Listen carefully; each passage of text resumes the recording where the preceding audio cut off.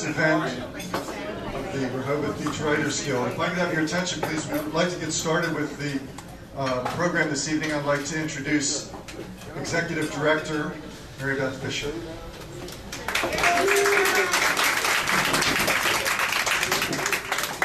That part of the whole thing, having to get people's attention, is the part I dread the most. So, thank you, Terry. I do want to welcome you here on behalf of the Rehoboth Beach Writers Guild. And again, I say it every time, I think it's amazing that on a Tuesday night in the winter we can have a room full of people that are here to listen to reading. And we have it because you make it a priority, and it makes this just a great community. So we have a full slate of readers. I actually had to turn people away for the first time ever, which I don't like to do, but I love that we have that many readers. And the one thing I'm going to ask, can you all hear me okay? Yeah. When you're up here, it feels like you're shouting, and it feels really loud, and what I hear at a lot of readings is that it's not to the people in the back room. So when you are up here reading, please speak right into the mic if you can.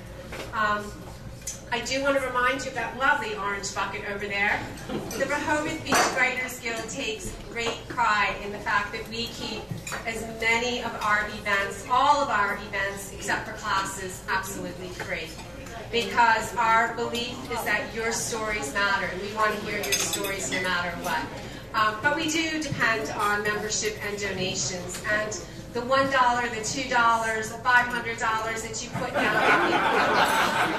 it makes a difference. Seriously, at our free rides, we pass around an envelope and people put in $1 or $2, and over the course of the year, those $1 or $2 that people put into that envelope add up to about $1,500. So there's no amount of money that's too small for us. All right, with that, we are going to begin our night. The theme is work and jobs. And this theme came out of a woman in one of my classes, Joanne Sinsheimer, wrote a lovely piece in an essay about her first job. And that was the piece that made me think about doing this for a subject. I'm not going to call Joanne up here right now. You have to wait for that lovely piece. Judy Catterton.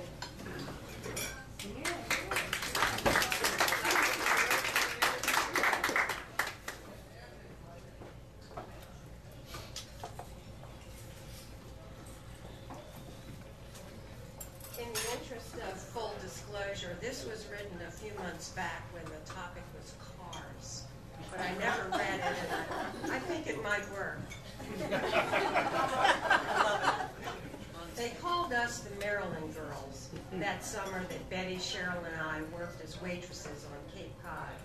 We lived together in one room atop a garage where our landlords, Bert and Ethel, kept a supply of hook rugs and plaster of Paris figurines. Birds and chipmunks mostly, that they painted and set out in the yard in the hopes of grabbing the attention of summer tourists. We got jobs at Thompson's Clam Bar in Harwichport, a few miles from where we lived. At first, we hitchhiked to work. Wearing our uniforms, red dresses with red and white striped aprons, we kept our backs to traffic and stuck out our thumbs as we walked the narrow shoulder aside the two-lane highway that ran the length of the Cape from Falmouth to Provincetown. But then we saw an ad for a used car so inexpensive that by pooling our tips, we were able to buy it. Only Bet and Cheryl could drive, because I had scratched a hole in my driver's license with a safety pin, trying to change the year of my birth, from 1944 to 1943. The car's brakes didn't work very well, so in order to stop, Bet or Cheryl had to downshift to first and then pull up the handbrake. The scariest drive was the one to work. A dirt road led to the restaurant that sat right at the water's edge. Sitting in the back seat and watching the water come into view, I routinely opened the door and stuck out my foot in the foolish belief that I could keep the car from rolling into the bay. Only when we were readying the car for sale before going home did a mechanic tell us that $15 would have bought us new brake shoes and kept us from risking our lives that wonderful summer of 1965.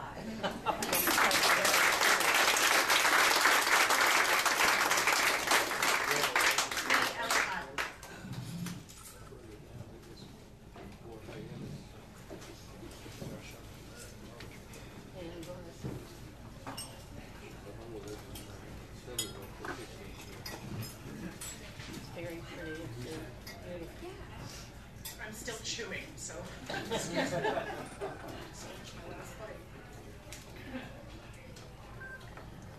is an excerpt from, can you hear me? This is an excerpt from the book I've been working on for almost 2 years now. And the title is Ultimate Betrayal, the Sex Abuse Case Against Dr. Earl Bradley. I fear the end of my story, the end of his story, is approaching. The end of Earl Bradley. Instead of fewer questions, I find I have even more. And I am fearful there will be questions about the book I am writing. There may even be some hell to pay. It's like that when you talk about secrets in a small town.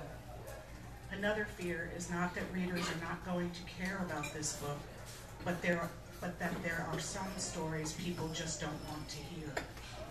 Perhaps they will not want to read the ugliness that dwells within these pages. Mostly, my fear is that this book will be viewed as nothing more than a pile of paper or a bunch of jumbled scenes. What if there is nothing that points to the fact that my heart circulates through these words, as does my angst that binds these pages together? And I am frustrated that I don't have more answers than when I started a year and a half ago. Frustrated that I have pinned so many words to paper that are less than perfect. And yet, I cannot stop. Not until they have been strained into a single strand, one extraordinary story. What drives me to keep going, I wonder. And I think about how many have tried to deter me from doing this, but I am not easily swayed. Somehow, it has become my job. A job to write about what others don't want to, and to write something that will matter long after the book is put back on a shelf somewhere. As the day wakens, a crack of light has made its way through pulled blinds in my bedroom. It is a day that promises to be another hot, sticky one in Delaware as I muddle through the dog days of summer, as do some 100,000 tourists who visit my town again this August. And I cannot believe it is my second summer living and writing about the Bradley case. 20 months since his arrest. 20 months since my obsession began. Sometimes, struggling to write this story, to do this damn job, is just so isolating.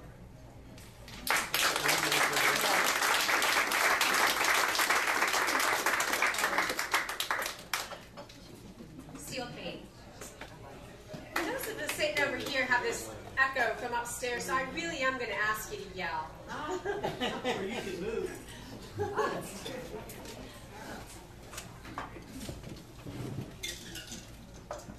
Okay, am I yelling? Oh, you know what?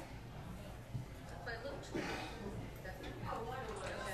Can you hear? Can you hear?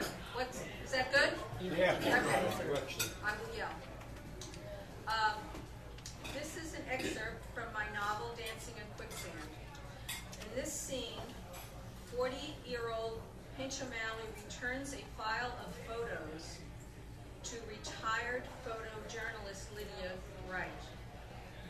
The file of photos is labeled Still Lives and is filled with black and white headshots of dead, battered women, riddled with facial bruises. In among the morgue shots is a sepia picture of an elegant woman peacefully laying in rest. So here's the scene. Pinch handed Lydia the sepia print. I found this picture in with the others, but it clearly doesn't fit. Lydia's hand shook, eyeing the elegant image. Thought I'd lost you again, dear heart, she whispered, then lowered her head, crying. She's your mother, isn't she? Lydia wiped her eyes and nodded. Was a soft-spoken woman, sang like a swallow, worked in theater on the stage, retired when I came on the scene, and took to sewing. Things were fine till Daddy lost his job and took to drinking. He'd come home in a frenzy, tearing up the place, then piping down, all humble-like, till another binge beckoned, the circus starting again. First time he clocked her, I busted a bottle of gin on his head. Damn fool sat there licking his shirt, finally passing out on the floor. Grabbed hold of her arm, fixing for us to bolt, you know, but she pushed me out. Said to stay with Granny till things settle down. Said to stop bad-mouthing Daddy, or she'd shut me out of her heart. Tough, Finch said. What did you do? Well, there's a time to spit and a time to swallow, and eating his fury sat better than cutting her loose. Wrong decision, lost her anyways, fell down a flight one long winter night, helping the bastard up to bed. Coroner called it an accident, but me and God know it was double homicide. You see, first Daddy killed her spirit, then he silenced her song. I'm so sorry, Lydia. Even when you know you have to leave, an invisible force sometimes keeps you there. Maybe your mother thought things would change. They did. They got worse.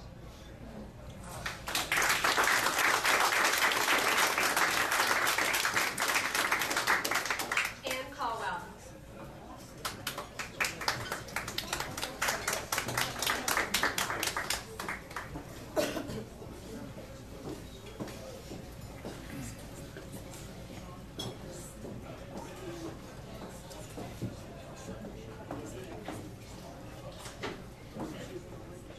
I'm sorry to read from the laptop. I had terrible printer difficulties today. So I have my laptop with me. This is an excerpt from a novel called Holy Day. And this excerpt actually takes place in 1954 or thereabouts. An IBM Electric. It came with an olive green metal case that matched its olive green exterior. The keys were beige. When she plugged it in, it hummed, a sweet, flat A note that was the background to the rhythm of the keys at 60 words a minute. Her mother gave it to her for her high school graduation with a flowered card that Maxine kept in the top drawer of her bureau because it was the first time her mother had ever said, "You make me proud." That fall, she started classes at Mercy Junior College. Mrs. Bennington, the head of the secretarial school, gave lectures on businesslike fingernails and the finer points of filing. And Maxine sat in front taking notes in shorthand and doodling unflattering sketches of Mrs. Bennington, exaggerating her pop eyes and double chins. A good secretary does not just know the needs of those she serves, Mrs. Bennington said. She anticipates them. Later at lunch, the girls would repeat, anticipates them, holding the first syllable for as long as they could, and then laugh. But sometimes, without meaning to, Maxine slid down one of Mrs. Bennington's sentences into a desk chair in a high-rise office building, slid down her voice into a future that made more sense than the past ever had. There was a typewriter in front of her, humming that flat A, and a desk with a green blotter and Rolodex. Beside Maxine was a window that looked down on Broad Street from high above. Behind her was the office of a man in a blue suit who slipped a sheaf of papers onto her desk and said, "Maxine, I don't know what I would do without you."